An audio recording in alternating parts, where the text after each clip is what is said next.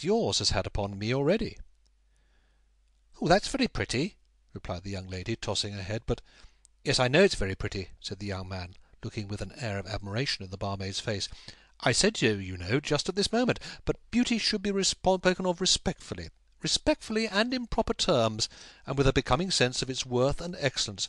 Whereas this fellow has no more notion—" The young lady interrupted the conversation at this point by thrusting her head out of the bar window, and inquiring of the waiter in a shrill voice whether that young man who had been knocked down was going to stand in the passage all night, or whether the entrance was to be left clear for other people. The waiters, taking the hint and communicating it to the hostlers, were not slow to change their tone too, and the result was that the unfortunate victim was bundled out in a twinkling. "I'm sure I've seen that fellow before," said Nicholas. "Indeed," replied his new acquaintance. "I am certain of it," said Nicholas, pausing to reflect. "Where can I have— Stop! Yes, to be sure, he belongs to a register office up at the west end of the town. I knew I recollected the face." It was indeed Tom, the ugly clerk. "That's odd enough," said Nicholas, ruminating upon the strange manner in which the registry office seems to start up and stare him in the face every now and then, and when he least expected it. "I am much obliged to you for your kind advocacy of my cause when it is most needed an advocate," said the young man, laughing and drawing a card from his pocket. "Perhaps you'll do me the favour to let me know where I can thank you." Nicholas took the card, and glancing at it involuntarily as he returned the compliments, evinced very great surprise. "Mr. Frank Cheeryble," said Nicholas. "Surely not the nephew of Cheeryble Brothers, who is expected to-morrow?" "I don't usually call myself the nephew of the firm," returned Mr. Frank good-humouredly, "but of the two excellent individuals who compose it, I am proud to say I am the nephew. And you, I see, are Mr. Nickleby, of whom I have heard so much. This is a most unexpected meeting, but not the less welcome, I assure you." Nicholas responded to these compliments with others of the same kind, and they shook hands warmly. Then he introduced John Browdie, who had remained in a state of great admiration ever since the young lady in the bar had been so skilfully won over to the right side. Then Mrs. John Browdie was introduced, and finally they all went upstairs together, and spent the next half hour with great satisfaction and mutual entertainment, Mrs. John Browdie beginning the conversation by declaring that of all the made-up things she ever saw, that young woman below stairs was the vainest and plainest.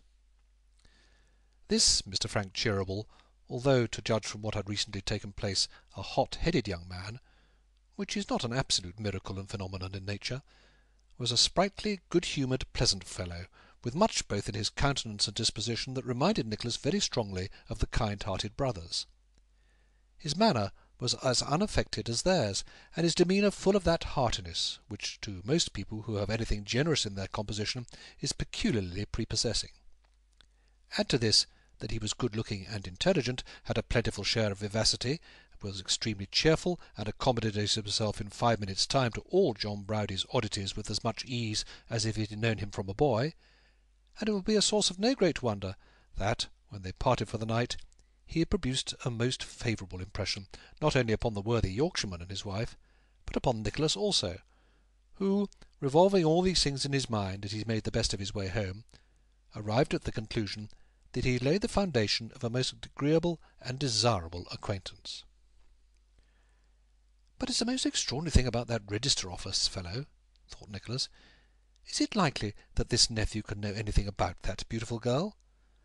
When Tim Linkinwater gave me to understand the other day that he was coming to take a share in the business here, he said he had been superintending it in Germany for 4 years, and that during the last 6 months he had been engaged in establishing an agency in the north of England.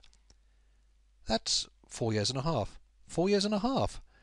She can't be more than 17, say 18 at the outside. She was quite a child when he went away. I should say he knew nothing about her and had never seen her, so he can give me no information. At all events," thought Nicholas, coming to the real point in his mind, "there can be no danger of any prior occupation of her affections in that quarter. That's quite clear."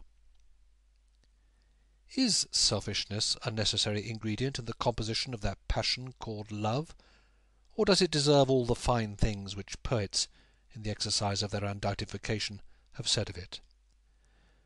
There are, no doubt, authenticated instances of gentlemen having given up ladies, and ladies having given up gentlemen to meritorious rivals, under circumstances of great high-mindedness. But it is quite established that the majority of such ladies and gentlemen have not made a virtue of necessity, and nobly resigned what was beyond their reach, as a private soldier might register a vow never to accept the Order of the Garter, or a pure curate of great piety and learning, but of no family, save a very large family of children, might renounce a bishopric. Here was Nicholas Nickleby, who would have scorned the thought of counting how the chances stood of his rising in favour or fortune with the brothers Cheeryble, now that their nephew had returned, already deep in calculations whether that same nephew was likely to rival him in the affections of the fair unknown, discussing the matter with himself, too, as gravely as if, with that one exception, it were all settled, and recurring to the subject again and again, and feeling quite indignant and ill-used at the notion of anybody else making love to one with whom he had never exchanged a word in all his life. To be sure, he exaggerated rather than depreciated the merits of his new acquaintance, but still he took it as a kind of personal offence that he should have any merits at all. In the eyes of this particular young lady, that is, for elsewhere he was quite welcome to have as many as he pleased. There was undoubted selfishness in all this, and yet Nicholas was of a most free and generous nature, with as few mean or sordid thoughts, perhaps, as ever fell to the lot of any man, and there is no reason to suppose that, being in love, he felt and thought differently from other people in the like sublime condition. He did not stop to set on foot an inquiry into his train of thought or state of feeling, however, but went thinking on all the way home, and continued to dream on in the same strain all night. For, having satisfied himself that Frank Cheeryble could have no knowledge of or acquaintance with the mysterious young lady, it began to occur to him that even he himself might never see her again, upon which hypothesis he built up a very ingenious succession of tormenting ideas which answered his purpose even better than the vision of Mr. Frank Cheeryble, and tantalized and worried him, waking and sleeping. Notwithstanding all that has been said and sung to the contrary, there is no well-established case of morning having either deferred or hastened its approach by the term of an hour or so for the mere gratification of a splenetic feeling against some unoffending lover. The sun having, in the discharge of his public duty, as the books of precedent report, invariably risen according to the almanacs, and without suffering himself to be swayed by any private considerations.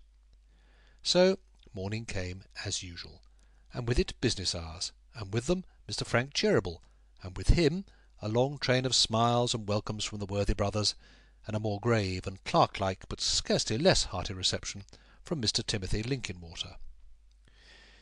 "That Mr. Frank and Mr. Nickleby should have met last night," said Tin Linkinwater, getting slowly off his stool and looking round the counting-house with his back planted against the desk, as was his custom when he had anything very particular to say.